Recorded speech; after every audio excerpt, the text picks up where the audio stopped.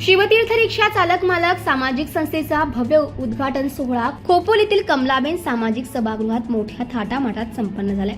कर्जत खालापूर मतदारसंघाचे लोकप्रिय आमदार महेंद्र थोरवे यांच्या शुभ हस्ते या संस्थेचे उद्घाटन करण्यात आले। यावेळी खोपोलीतील रिक्षा बांधवांनी मोठी गर्दी केली। व्यासपीठावर आमदार महेंद्र थोरवे यांच्यासह खोपोली नगर परिषदेचे नगराध्यक्ष कुलदीपक शेंडे, पनवेलचे आरटीओ निलेश धोटे, खोपोली पोलीस निरीक्षक सचिन हिरे, नगरसेवक राहुल गायकवाड, अविनाश किरवे, माजी उपनगराध्यक्ष राजू गायकवाड, युवा सेनेचे जिल्हा संपर्क प्रमुख सिद्धांत शेलार, शहर कार्याध्यक्ष अनिल मिंडे, संघटक तात्या रिठे, सामाजिक कार्यकर्त्या कांचन जाधव तसेच रिक्षा चालक उपस्थित होते। कार्यक्रमादरम्यान मार्गदर्शन करताना आमदार महेंद्र थोरवे यांनी संघटनेच्या महत्त्वावर प्रकाश टाकला।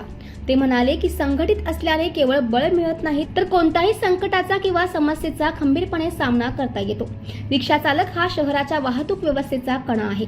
शिवतीर्थच्या माध्यमातून या बांधवांचा उत्कर्ष आणि सर्वांगीण उन्नती होईल असा मला विश्वास आहे। तर या संघटनेच्या प्रत्येक सदस्यांच्या पाठीशी मी ठामपणे असेल असंही त्यांनी सांगितले। अशा पद्धतीने आपल्याला त्या ठिकाणी हॉस्पिटलची सुविधा मिळेल हे सातत्याने हॉस्पिटलच्या माध्यमातून हा युवक माझा शिवसैनिक म्हणून काम करत असतो।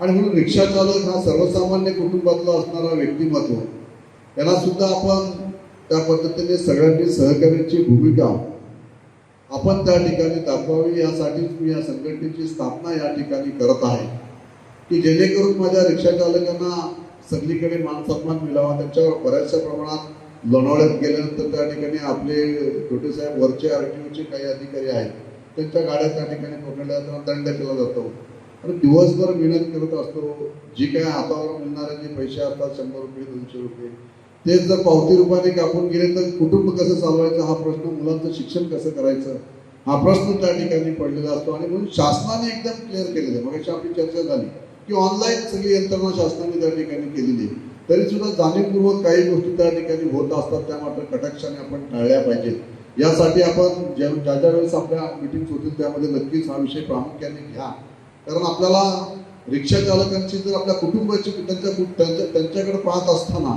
आपण त्याच्या कुटुंबाकडे पाहिलं तर नक्कीच आपली हिंमत सुद्धा होणार नाही तर याची पावती कशी फाडावी। कारण अशा पद्धतीने कुटुंब चालवण्याचं काम हे रिक्षा चालक करत असतात आणि म्हणून त्यांना जेवढं योगदान आपल्याला देता येईल तेवढं द्यावं। परंतु ह्या सगळ्या गोष्टी शासनाच्या माध्यमातून आपल्याला अपेक्षित असताना लोकप्रतिनिधी म्हणून मी तुम्हाला सुद्धा कुटुंबाचा प्रमुख म्हणून या ठिकाणी सांगेन की आपली सुद्धा समाजाच्या प्रती आपली सुद्धा जबाबदारी आहे की आपल्या रिक्षा जे प्रवासी बसत असतात त्या प्रवाशांना सुखरूपपणे प्रवास घरपोच करून द्यायचं काम हे आपलं असतं। त्यामुळे त्या कुटुंबाला आपली जी जबाबदारी असताना आपण ड्रिंक न केलेलं पाहिजे, रिक्षा व्यवस्थित चालवली पाहिजे, वाहतुकीचे नियम पाळले पाहिजेत। या साऱ्या गोष्टी जर आपण प्रामाणिकपणे जसं आपण बाहेरच्या देशामध्ये गेलो तर तिथले डिसिप्लिन जर तुम्ही पाहिले तर मग आपल्याला समजेल की आपण कशा पद्धतीने त्या ठिकाणी त्यांची अर्थव्यवस्था झपाट्याने वाढत चालली।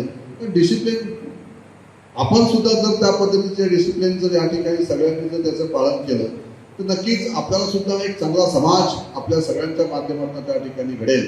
आणि म्हणून रिक्षा चालक हा एक फार मोठा दुवा आहे समाज जोडण्याचा। आणि म्हणून ही जबाबदारी तुम्ही रिक्षा चालक म्हणून फक्त बघू नका, तुम्ही सुद्धा स्वतःला त्या ठिकाणी समाजाला एक वेगळ्या उंचीवर नेण्याचं काम तुम्ही रिक्षा चालक करत आहात या अभिमानाने तुम्हाला सांगता आलं पाहिजे। अशा पद्धतीचं काम हे तुमच्यावर विश्वास शासनाने बॅट दिला, तुम्हाला जबाबदारी दिली शासनाने, त्यामुळे आपण त्या पद्धतीचं पालन त्या ठिकाणी केलं गेलं पाहिजे। आपण ड्रिंक न करता गुटखा खाऊन बसले तुमच्या गाडीत पेशंट हे बसलेले आहेत आपले असणारे तुमचे ग्राहक असतील किंवा आपल्या गाडीमध्ये बसणारे सगळे जे काही आपले या समाजाचे घटक असतील त्या प्रत्येकाला आपण त्या ठिकाणी सुखरूप पोहोचवण्याचं काम सुद्धा हे आपलं सर्वांचं त्या ठिकाणी आहे। त्याकरता रिक्षा संघटनेचं कार्य फार मोठं आहे। आपल्या या आरटीओ पनवेलच्या अंडर उरण, पनवेल, कर्जत आणि खालापूर हे 4 तालुके त्याच्यामधल्या बऱ्यापैकी संघटना नोंदणीकृत आहे।